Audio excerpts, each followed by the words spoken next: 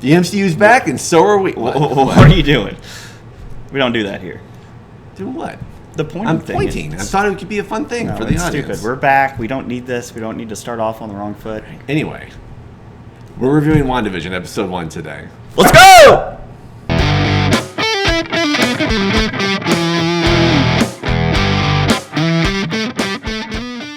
Hiya, Thanos. We're the lamest offenders. I don't even know who you are. We have a small but dedicated fan base. Be sure to visit our sponsor at BaskervilleProductions.com. All right, welcome back. We are talking about WandaVision episode 1 today. This is set in the 50s. It's a 1950s sitcom, complete with live studio audience. It's tailored after like Dick Van Dyke, I Love Lucy, that kind of thing, and it's very similar to that in comedic style. Whimsical. What I really appreciated too was, we were talking about it before we started filming, was whenever it had the Marvel Studios logo and then it slowly went to black and white and then it changed its format to match like that 1950s style. Yeah, even the sound went to like a mono stereo kind of stuff, which I couldn't tell because my speakers suck anyway. So I was like, oh. It was honestly nice too, just to see that Marvel logo again. Like, yeah, it's been a while. It was a year. Like we didn't have anything last year, so it's kind of good to be back. Right.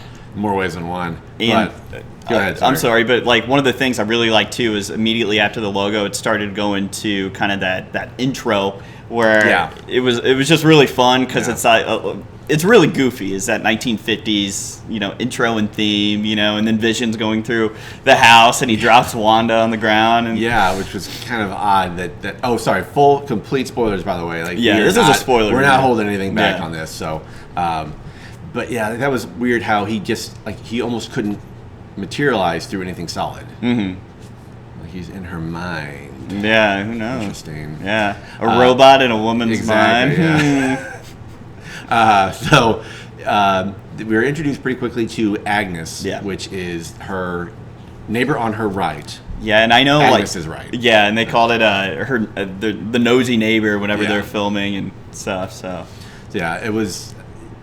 Again, one of the tropes, the 50s trope. She's always there to help. She helps Wanda prepare a big dinner. We find out Vision is working for computation services. He has no idea what he's doing. They don't make anything. They don't buy and sell anything. He's just working with code, basically. So he's like, yeah, you're like a computer almost. It's like, I am certainly not a computer. So it's just, I wonder. Oh, and then let's just get the big reveal out of the way right now. So we can kind of hopefully bring it back and talk about things. But there's at the end of the episode is sword. There's a nice little sword logo, and it stands for Sentient World Observation Response Department. Now that's what it stands for in the comics. We don't know if that's going to change for the MCU, so it could be anything, but it's probably the same thing. Yeah. So it's kind of like the intergalactic shield. So now knowing that, we kind of go back and kind of, I guess, try to guess as to what the hell is going on with this episode. They're Space Force. They are Space Force. He did it. The madman did it. Yeah, I can't believe it. But so now it's like, are they using Vision as kind of basically as a computer to compute something that maybe they know about? I don't know. Who knows? It's really interesting, like where they could go with this. And another thing I kind of want to address too with Vision is, number one, he's back. He's alive. How is he alive? And the first thing I noticed was he still has a mind gem, which, as you are probably aware, it literally gets ripped out of his head. So he gets blown up first by WandaVision, and then Thanos used a time stone and ripped it out of his head. So he hasn't been doing okay. But, maybe this is just a reality that Wanda created and somehow resurrected him, or what's going on. And if Sword is really using Vision, that's really weird, because maybe he is really back. Maybe she can revive people. And it's really interesting to me. And, it's the Mind Stone, too. That was ripped out of his head. Yeah. So, and there are radio messages, or there'll be just some type of broadcast, and like, Wanda, are you okay? Like, what are you doing? Like, kind of, help us out here. And it's just like she's almost built this universe out of thin air, essentially. So maybe it's her protective shell, but at the same time,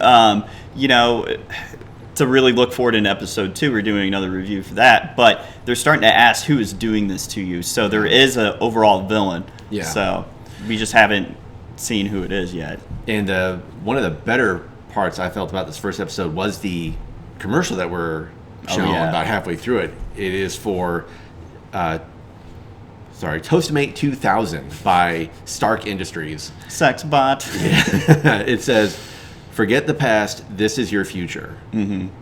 And it's a little toaster that's slowly burning something, and then you see that little blinking light, Mm-hmm. and the light is red, And it's beeping too. and it's beeping. And you had a great thought about that. Well, just because all this, to spoil episode 2 is, these commercials are revolved around Wanda's life. So with this, Ultron was a big part of Wanda's life and how she came to be an Avenger and to be a hero. And then, if I remember correctly, in Age of Ultron, he self-destructed all of his drones just to create mass chaos. And I think this is a callback to that. Also, if you look at the toaster, it's kind of it doesn't exactly look like Ultron because they don't want to smack you in the head with it. But it looks like it has eyes and a mouth. Yeah. So I thought it was really cool. Plus, he's shiny silver, so just like Ultron. So. And the Stark Industries kind of bringing everything back to Age of Ultron. That's been like the underlying theme for the first 2 episodes. Very heavily Age of Ultron. Yeah, because Tony Stark did have, that was her main reason, her and Quicksilver, to be enemies of the Avengers, was they wanted revenge because of the Tony Stark weapons. Yeah. So overall, I mean, I really like this episode. I know we're talking about it before, but it doesn't reveal a whole lot. I mean, it is episode 1, but this is definitely going to be a slow burn through these. Yeah, this is going to be a sum of its parts show instead of episodic, kind of like a comic book kind of thing. So I feel like it's going to be more of a graphic novel. Yeah, it's something you should probably ingest, and not in one sitting, but because it's like 4 hours, but all together. Yeah, but it has potential. I thought it was okay. I'm going to give it like a 7. Yeah, I think 7's fair. I agree with that. Yeah, like it was very just setting everything up. So this is the first domino, and we'll see where it goes. Yeah, I totally agree. And one thing that kind of plays it, because it was basically just I Love Lucy for the first 25, 30 minutes, and then the whole crux of the episode was Vision was trying to impress his boss, and at one point he's choking at dinner, and it's Kitty Forman from that 70s show. I forgot the actress's name, but she's looking at Wanda and she's telling her to stop. Yeah. Like, stop it. So she's not only telling her to save her husband from choking, but literally stop what you're doing. Yeah. Release me. So, but I totally agree with you. I would give this a 7, and I look forward to seeing where it goes. Yeah, same here. So. Anyway, thanks guys for watching, and thanks for waiting for our triumphant return. So we'll be back with episode 2 spoiler cast. Thanks so much. Stay lame. See you guys.